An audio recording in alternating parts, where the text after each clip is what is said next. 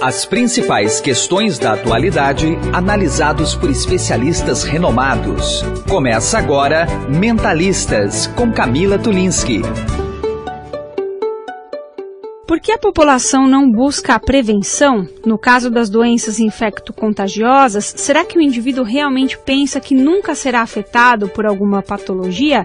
É o que vamos desvendar agora aqui no Mentalistas. Para falar sobre o assunto, eu convidei a psicóloga Magda Pearson, professora no curso de Medicina Comportamental da Unifesp. Tudo bem, Magda? Tudo, Camila. Muito prazer. Obrigado pela oportunidade. Do outro lado da bancada do Mentalistas, a doutora Rosana Richman, infectologista do Instituto Emílio Ribas. Tudo bem, doutora Rosana? Tudo Obrigada certo. Pela presença, viu? Imagina, prazer é meu de estar aqui com vocês. Para a gente começar esse bate-papo, vamos falar um pouco sobre as doenças infecto-contagiosas, né? A população brasileira, ela tem o hábito de fazer a prevenção, e quais são as principais doenças infecto-contagiosas que temos hoje atualmente no Brasil? Dá pra gente explicar aqui? Olha, Camila, a gente pode, doença infecto-contagiosa, não temos nenhuma monotonia nesse assunto. O que significa a cada ano nós temos uma novidade. Recente tivemos Zika vírus, agora é a febre amarela, então eu sempre brinco que na minha especialidade como infectologista, monotonia não existe no nosso dia a dia, o que eu acho ótimo. Então, assim, quando a gente fala de doença infecto-contagiosa, a gente tem que pensar em doenças que a gente pode prevenir através de imunização, através de vacina, que sem dúvida é a coisa mais importante em termos de prevenção, e tem outras doenças que a gente não consegue ainda prevenir através de vacinas, infelizmente, né? Então, quando você pensa na população brasileira em termos de prevenção, a gente tem dados, e acho que a Magda pode comentar isso, o brasileiro ele está cada vez mais buscando prevenção através de dieta, através de atividade física, o que é excelente, eu não tenho absolutamente nada contra, sou completamente favorável. Mas do ponto de vista de prevenção, por exemplo, através de vacinas, o pessoal ainda acha que isso é coisa de criança. E as pessoas acham que à medida que elas vão envelhecendo, as vacinas têm menor atividade ou menor importância. E eu te diria, Camila, que eu acredito que isso seja por falta de informação e não pelo fato de ser contra isto. Eu acho que as pessoas, e eu acho ótimo a gente estar discutindo esse assunto hoje, acho que quanto mais a gente falar sobre a possibilidade de prevenção através de vacinas, que é um ato, você não precisa ficar, por exemplo, para parar de fumar, não é fácil, é fantástico, mas não é fácil a pessoa, não é tomar uma dose e parar de fumar. Envolve uma mudança de hábito. Envolve muitas outras coisas. Então, eu acho que nesse assunto, eu acho que quanto mais a gente divulgar sobre isso, melhor. Então, eu acho que o brasileiro, sim, ele está cada vez mais buscando prevenção, ele quer cada vez mais um bem-estar no seu envelhecimento, todo mundo está entendendo que nós vamos, felizmente, viver mais tempo e a gente vai ter que ter qualidade de vida para isso. Então, eu preciso ir atrás agora e não esperar as coisas acontecerem, porque uma tendência que eu vejo na minha vida prática é que depois que acontece, um exemplo só, HPV. Depois que a pessoa tem o HPV, ela sai correndo atrás da vacina, certo? E daí a gente fala, olha, se você tivesse vindo um pouco antes, parará. Então, eu acho que muito disso tem a ver com a falta de informação. Bom, a gente ainda vai desvendar um pouco mais as doenças propriamente ditas, inclusive HPV, mas eu queria o olhar da Magda em relação a isso, né? A doutora Rosana falou, né, que muitas vezes o brasileiro tem a consciência da prevenção, mas voltada, como ela disse, para atividade física, para alimentação. Por que essa questão da vacina ainda enfrenta a resistência, se é que é a resistência que a gente pode chamar, Magda? Então, Camila, o que a Rosana falou é bem verdade, porém eu vejo uma coisa na questão psicológica. O brasileiro é muito supersticioso, ele tem medo de ter o contato com o vírus. Então, isso também é um mito, né? E eu acredito que a informação, a divulgação na mídia sobre isso é muito importante, porque, assim, eu tô bem, né? A pessoa já pensa nisso, eu tô bem. Aí, de repente, eu vou tomar uma vacina, vou injetar um vírus. Entende, Rosana? Aí o que acontece? Ele está entrando em contato com o próprio vírus. Aí aparece o quê? O medo. né? Então ainda o brasileiro tem medo da vacina, né? Tempos atrás se tinha dentro da mídia, não toma vacina por isso, né? Tomou a vacina da gripe e morreu. Então, o do HPV, uma criança de 9 anos, eu vou dar para minha filha, opa, né? O pai já vai entender que já está liberando a vida sexual dessa criança. Então você tem muitos mitos, Camila, né? Que eu acho que a mídia pode ir derrubando esses mitos. Nossa, eu já acabei de ter 2 ideias aqui de questões para vocês duas, né? Vou começar com a Rosana. Essa história de alguns mitos, né? E o contato do indivíduo com o vírus, né? Todas as vacinas, doutora Rosana, elas são compostas do vírus daquela doença para a qual ela deve ser combatida. E aí, estendendo essa questão do vírus da gripe, né? Eu ouço muita gente, assim, mais velha, os idosos falando, não vou tomar vacina da gripe porque aí eu vou ficar gripado. Então, acho que é a chance também da gente falar sobre isso. Acho ótimo a gente esclarecer isso. Então, assim, a imensa maioria das vacinas não são o vírus que é injetado. Então, esse mito, isso já é um mito. Existem, sim, vacinas de vírus vivo atenuado. Daí, de fato, você injeta um vírus enfraquecido para ter uma resposta imune. A rubéola, mas a maioria, rubéola, sarampo, catapora, mas a maioria das vacinas é vírus morto. Eu brinco que é esquartejado, é inativado, tá certo? E muitas vezes, e tem várias vacinas, HPV, hepatite B, que é por engenharia genética, não tem nada do vírus. Eles fingem um pedaço do vírus, eles enganam o nosso sistema imune, eles injetam o que a gente chama de antígeno, que é algo que vai fazer o meu sistema imune produzir anticorpos contra aquele pedaço. Só que muitas vezes esse pedaço não tem nem a ver com o vírus propriamente dito. Ele é uma coisa que é feita por engenharia genética exatamente para o nosso sistema imune desenvolver anticorpos. Então, a imensa maioria das vacinas, e eu insisto nisso, não é o vírus que você injeta na pessoa. Você muitas vezes pode injetar um fragmento do vírus, ou de algo que eu fiz geneticamente, por engenharia genética, para estimular o meu sistema imune a desenvolver anticorpos. Então, por exemplo, gripe é vírus morto, inativado, esquartejado, tá certo? A gripe, vírus influenza. Por que as pessoas acabam olha, eu tomei a vacina e tive gripe. Então, a pergunta que eu faço é, você teve febre? A febre foi alta? Não foi febre, só espirrei. Eu falei, não, isto não é influenza, isto não é o vírus da gripe. As pessoas acham que qualquer coisa que faz a gente espirrar, escorrer o nariz e tossir é gripe. Não é. Nós temos inúmeros vírus respiratórios. Rinovírus, adenovírus, parainfluenza, são inúmeros vírus respiratórios que circulam na mesma época do ano. Então, assim, a chance de eu tomar uma vacina contra o vírus influenza, e ela é específica para um vírus, e ter algum outro quadro respiratório, mais ou menos nessa época de abril, maio, junho, julho, é razoável. Só que a gripe mata. Os outros vírus praticamente não. Então nós estamos falando, quando a gente fala de imunização para gripe, existe uma conspiração hoje entre vírus e bactérias. Quanto mais estudo eles, mais eu admiro.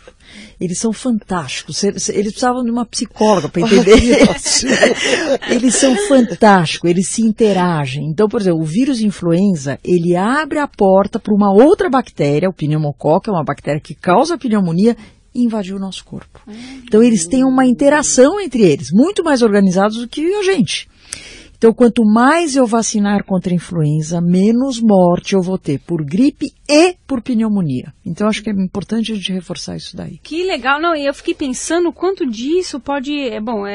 essa questão, Magda, pode influenciar nos comportamentos, principalmente das populações, né? Igual você disse, essa coisa de achar que vai entrar em contato com o vírus e aí vai ficar doente, ou no caso da gripe, né?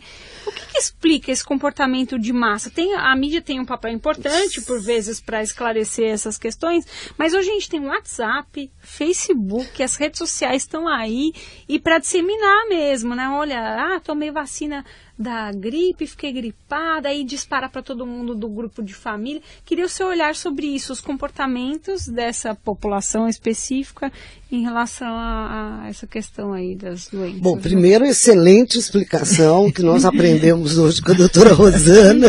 Eu acho que é isso que a gente deveria divulgar nos WhatsApps, na vida, na mídia. Porque quase ninguém exatamente a ignorância. A gente desconhece, assim como a gente gente desconhece a lei, a gente desconhece o porquê que a gente acaba ficando doente, causando. A vacina, então, ainda é aquele mistério, né? E Camila, respondendo a sua pergunta, você já percebeu que notícia ruim se divulga muito mais rápido? É verdade. Por que nós será, temos um né? comportamento meio mórbido, né? O ser humano tem essa coisa, desgraça parece fácil, né? Agora, a divulgação de coisas boas, por exemplo, dessa explicação magnífica que nós tivemos, não tem. As pessoas estão sempre aliadas ao trágico, ao vítima, né? Se abre hoje o jornal, se abre, tudo está aí ligado, nossa. Eu acho que a gente tem uma tendência, né, meio maternalista, sei lá, do vítima ser o problema, né? Eu costumo dizer dentro do consultório que eu não trabalho com a vítima, eu trabalho com estresse pós-traumático, com pessoas que passaram por abuso sexual e etc. Mas eu digo, olha, você é uma sobrevivente, você passou por isso, né? Então a gente deveria dar mais ênfase a comportamentos positivos e não negativos. Eu acho que isso é inerente do ser humano de querer, né, ajudar um coitadinho, vítima de não sei o quê, de não sei o quê. E falta divulgação do que é bom, né? Não é, doutora? Não, sem dúvida. A gente vê, às vezes a gente fala que as vacinas ou a vacinação, porque também não é uma vacina. Você ter uma vacina não adianta nada, você precisa ter a vacinação, você precisa ter o que a gente chama uma população protegida. Não adianta você proteger uma pessoa e não proteger o resto, né? Que os micro-organismos vão continuar circulando. Quanto mais gente protegida tiver, menor vai ser a chance dos vírus circularem e pegar as pessoas mais vulneráveis. Porque uma outra coisa que eu sempre falo, eu acho que a vacinação é uma responsabilidade social. Sim. Não é só do seu filho. Eu estou vacinando meu filho para proteção dele individual, mas também tem gente que não pode tomar vacina porque está fazendo uma quimioterapia, está em alguma situação de grande vulnerabilidade, ou seja, o risco dessa pessoa ter uma doença mais grave é maior, e ela não vai responder bem à vacina, porque o sistema imune dela não está bom, ou às vezes ela nem pode tomar a vacina. Então você acaba fazendo a circulação, a reintrodução de algum micro-organismo no nosso país, alguma coisa, por falta de vacinação. Não falta de vacina. Acho que é um diferencial aí meio bem importante para a gente estar colocando. Então, quando a gente vê o nosso Programa Nacional de Imunização, é uma das coisas que, de verdade, dentro da infectologia, tem 2 programas que eu fico orgulhosa de falar. Um é da AIDS, no nosso país, é fantástico o que o nosso país faz em relação a isso, e o outro é o Programa Nacional de Imunizações. A quantidade de vacinas disponíveis gratuitamente para a população brasileira, e não estou falando só de criança. Não sei se tem noção de número, são 14 vacinas disponíveis gratuitamente para as crianças. Tem mais, acho que 8 vacinas para adolescente e adulto e mais 5 vacinas para os maiores de 60 anos. Tudo gratuito, certo? E se eu te perguntar, você sabe quais são as vacinas do adulto? Nunca. Eu imagino que você não faça ideia disso, certo? Até tem uma dúvida que surgiu agora. Desde o nascimento do indivíduo até a fase adulta, o governo oferece essas vacinas e quais são as mais importantes? Por exemplo, assim que o bebezinho nasce, quais são as que ele precisa tomar? E na fase adulta, porque eu percebo que tem vacina para crianças, adolescentes e adultos mais velhos, quase idosos. Não tem um hiato nisso aí, quer dizer, para os adultos? Eu acho assim, fase produtiva, quando a gente começa a analisar, o nosso programa é tão bom que acaba sendo problemático isso, porque a gente oferece muita vacina.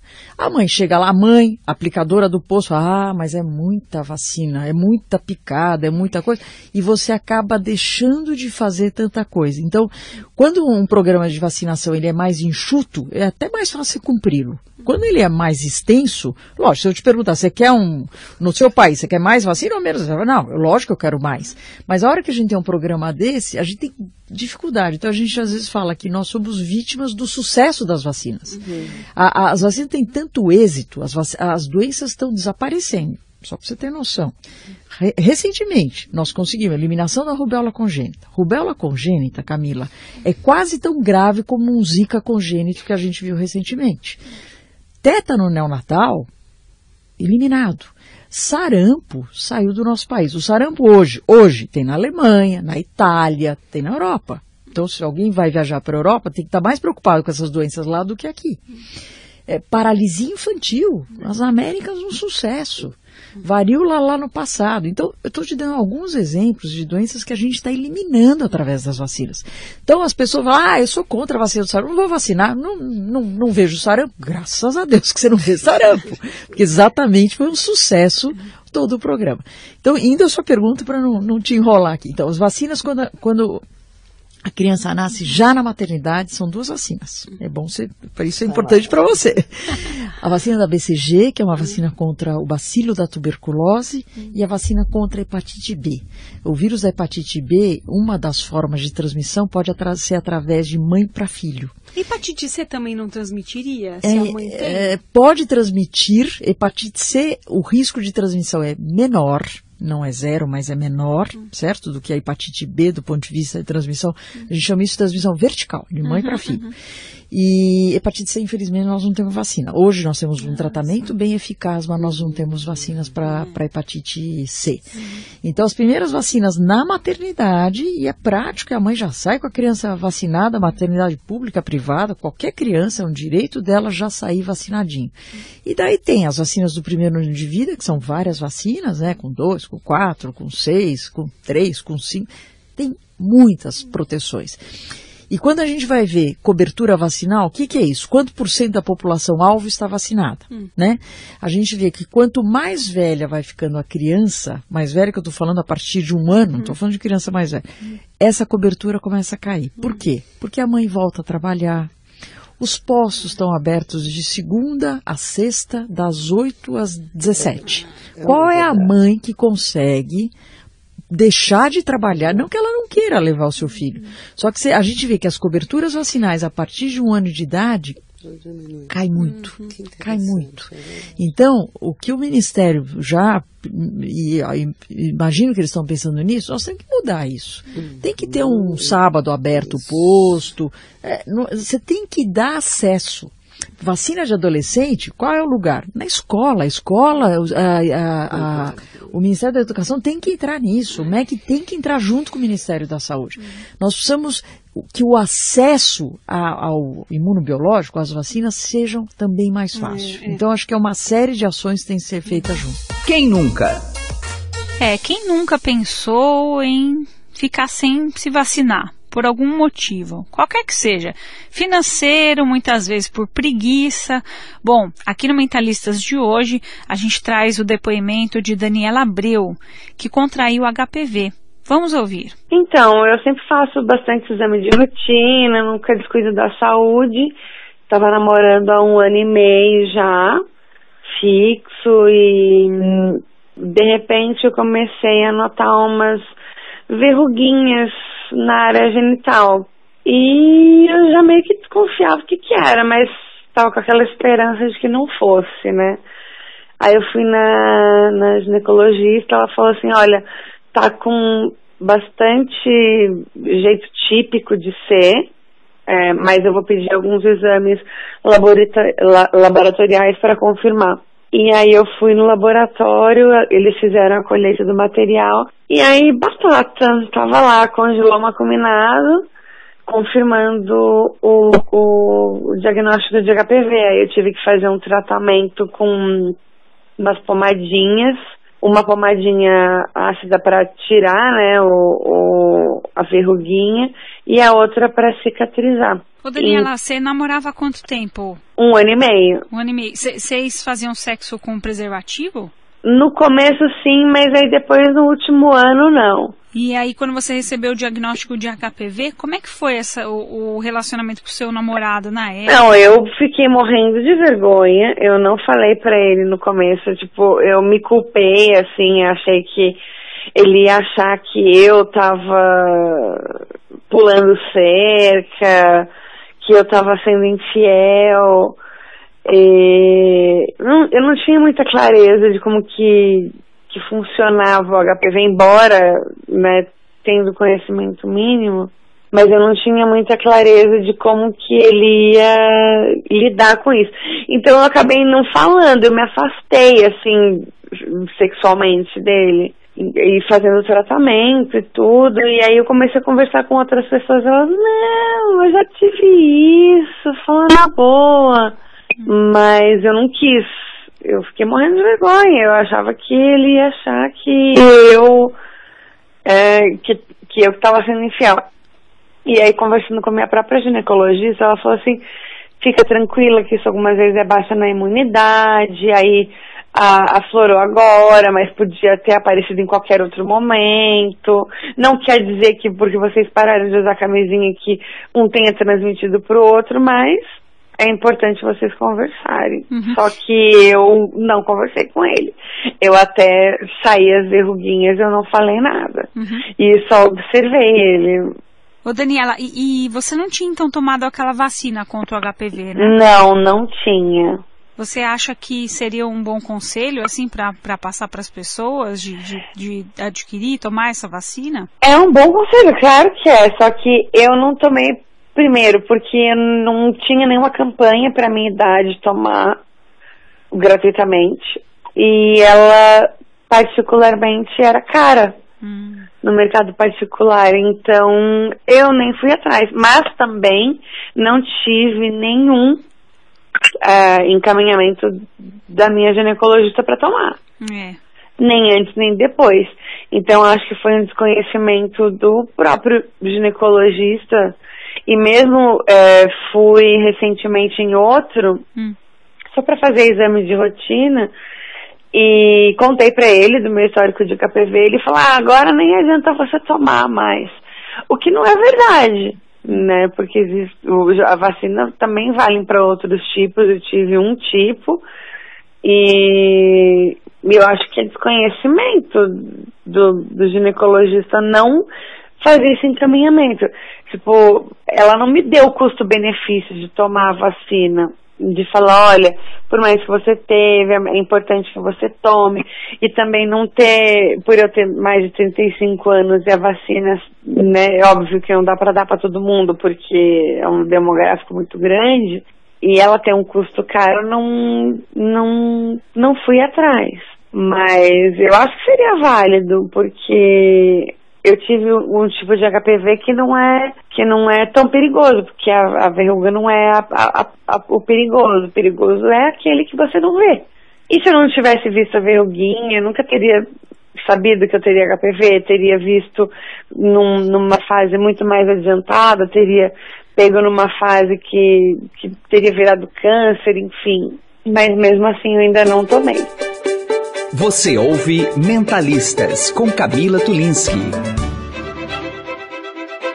Eu estou conversando aqui no Mentalistas com a doutora Rosana Richman, que é infectologista do Instituto Emílio Ribas, e a psicóloga Magda Pearson, professora nos cursos de Medicina Comportamental da Unifesp. Magda, a gente falou no comecinho do programa sobre o HPV, e você até levantou aquela questão, né, de meninas e meninos que são vacinados ou não, até uma menina de 9 anos de idade, por exemplo. Imagina, vou vacinar. A gente teve uma conquista recente até da vacinação dos meninos contra HPV, porque até então o governo ali imaginava que as meninas deveriam ser mais protegidas em decorrência do câncer de colo de útero, que é proveniente do HPV, do vírus. Mas eu queria abordar essa questão da sexualidade no caso do HPV, né? Que é muitas vezes, como a doutora Rosana fala, a pessoa já transmitiu, né? Foi transmitido esse vírus para ela, e aí ela vai atrás da vacina. Por que o indivíduo muitas vezes não procura uma coisa ser assim, antecipatória a essas questões, né? Ele acha que a doença nunca vai acontecer com ele, isso acontece com meu vizinho, mas comigo não, do ponto de vista psíquico, né? Como é que nós, indivíduos, reagimos frente a isso, hein? Ok, Camila. A onipotência, né? Nós temos um perfil de onipotência, a gente até pode chamar de onipotência juvenil. Nunca vai acontecer nada comigo, né? Até que acontece, né? E quando acontece, aí vem a culpa. Eu diria que vem aquela síndrome que eu chamo a síndrome do se. Se eu tivesse vacinado, se eu não tivesse fumado, se eu não tivesse Enfim, então isso acontece muito em termos psicológicos, a gente vê, eu trabalho com depressão, né? E a depressão sempre é causada por uma culpa de alguma coisa que a pessoa passa, mesmo que ela não tenha, viu, doutora Rosana? Porque, Camila, nem sempre a pessoa tem o acesso, eu achei muito interessante a doutora Rosana falar isso sobre o acesso, né? Porque as escolas também precisariam entrar nessa questão do HPV, da sexualidade. Não basta ensinar que meninos têm isso, meninas fazem isso, mas abordar, né, facilmente, ter um acesso mais fácil, uma linguagem mais educativa sobre a questão da vacina do HPV. O que eu percebo muito isto não vai acontecer comigo. Isso a minha família protegeu. São crenças, né, que a gente pode dizer, e que essas crenças caem a partir do momento que tem um diagnóstico, ou da vizinha, ou da colega de trabalho, aí corre todo mundo, né, e fora isso, o acesso a mulheres adultas da vacinação ainda não é gratuita, né, então do HPV fica mais difícil. Ela prefere, agora tem Natal, tem isso, imagina que eu vou gastar esse dinheiro para vacina. Nós temos que também pensar nessa questão dos surtos, né? Dos valores, no caso, seria uma desculpa, entre aspas, a mais para esse indivíduo não se vacinar. Vou ter que gastar, então... aí já é um fator complicador. Mas, Magda, eu posso... Pode, claro. Assim, o que a gente acaba vendo é que a hora que acontece aquela coisa, a hora que acontece ou uma tragédia ou um caso, por exemplo, mortes por gripe está acontecendo em São Paulo, fila para vacinar. Como a febre mortes amarela. para febre amarela. Macaco morto no outro, fila nas... Então, assim, as pessoas, a sensação que eu tenho é que as pessoas só entendem que aquilo de fato é real, que o risco é real, a hora que acontece alguma coisa perto. E daí aquela coisa. É o medo, né? Aí passa a ter um medo, como eu vou ter também, eu vou desenvolver isso, eu corro. Mas então, por isso que eu acho que as campanhas, enquanto a gente fala, tenta esclarecer de prevenção, eu acho que isso é muito menos impactante do que a hora que você tem ou um artista que teve uma meningite, ou a hora que você tem um exemplo mais próximo, que daí parece que cai a ficha, né? É algo exatamente, assim, né? Mas tem um outro detalhe. Primeiro, a gente pode pensar na onipotência. Depois, a pessoa adia tudo por conta da dificuldade de acesso, ou de dinheiro, ou de qualquer coisa. Então, ela já vai deixar isso para lá, para o ano que vem. Sabe as promessas de final de ano? Procrastinação, né? Não vai dar agora. Isso é um detalhe muito importante. Então, não vai acontecer comigo. Depois, eu posso deixar isso para depois. E aí, quando acontece, vem o medo. Porque o medo também, ele é uma coisa que é paralisante, né? E ao mesmo tempo ele ativa o comportamento de ir para a fila, de ir lá tirar. Então, é o instinto de sobrevivência que surge, não é? Né? Aí ele entra num sistema que a gente chama de sistema de fuga ou luta, né? De alerta, que nós temos dentro do cérebro. Quando acontece algo, abre esse meu sistema e eu fico, opa, isso vai acontecer, pode acontecer, aconteceu com a minha colega de trabalho, enfim, com o meu vizinho. Até em junho, eu estava viajando para o Canadá e tinha várias passagens via Panamá, né, que era barato, né? Só que o Panamá, chegou uma pessoa no meu consultório, que a gente viaja lá, ainda até falou, olha, tem que tomar a vacina amarela, de febre amarela, porque o Panamá exige. Eu falei, gente, vou tomar a vacina amarela, estou comprando uma passagem para 15 dias, não vai dar tempo, né? Então, paguei uma passagem mais cara. Aí voltei e falei, não, deixa eu tomar esse troço, porque eu estou gastando mais dinheiro do que gastar com a vacina. A vacina é gratuita. A vacina é gratuita. Então existe uma questão que é muito importante, que é o que você falou, né? São esses 3 fatores. E o medo é aquela história, o medo move muito, né? O medo não vai para isso, tá tendo bombardeio ali, eu não vou, né? A gente tem o instinto de sobrevivência, fuga ou luta, né? Abre pra gente. Acho que só para complementar o negócio da vacinação do HPV nos meninos que você citou, é fundamental, né? O HPV, ele causa o câncer no sexo feminino, que é clássico, principalmente colo do útero, mas ele causa câncer no sexo masculino. E o pessoal acha que não. Eu recebo gente para vacinar os meninos e a mãe fala, não, eu vou vacinar ele porque ele pode transmitir para as meninas. Perfeito, isso aí. Os grandes vetores, os grandes transmissores de HPV são realmente os meninos, o sexo masculino. Agora, o sexo masculino também tem doença relacionada ao HPV, e muita. Verruga genital é muito mais no sexo masculino do que no feminino. Tratar uma verruga genital é extremamente desagradável, fora que pode recidivar, pode dar um trauma pós, né? Câncer do sexo masculino, nós temos câncer de orofaringe subindo verticalmente, dados americanos, dados nacionais, câncer de ânus, câncer de pênis. Então, assim, então acho que é importante a gente falar do HPV dos meninos, não só em termos de diminuição da circulação do vírus de transmissão para o sexo feminino, mas também para a proteção pessoal. Eu fico pensando, né, nas questões que ainda, assim, o senso comum precisa desmistificar, não é, Magda? Isso é importante, né, que eu falei desde o início. Quem que vai imaginar que pode acontecer do filho ter um câncer de pênis? Né? Não. Né? Então, e outra coisa, sexualmente, né, os pais lidam melhor quando é um menino.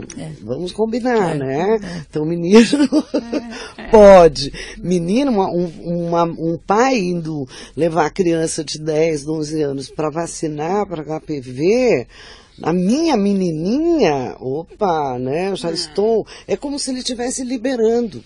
Então, eu acho que realmente a mídia precisa colocar claramente o que pode vir a acontecer no futuro, para não entrar naquela síndrome do, e se eu tivesse vacinado, se eu tivesse dado para o meu filho, e se... Então, a gente também é muito movida a isso, né, Camila?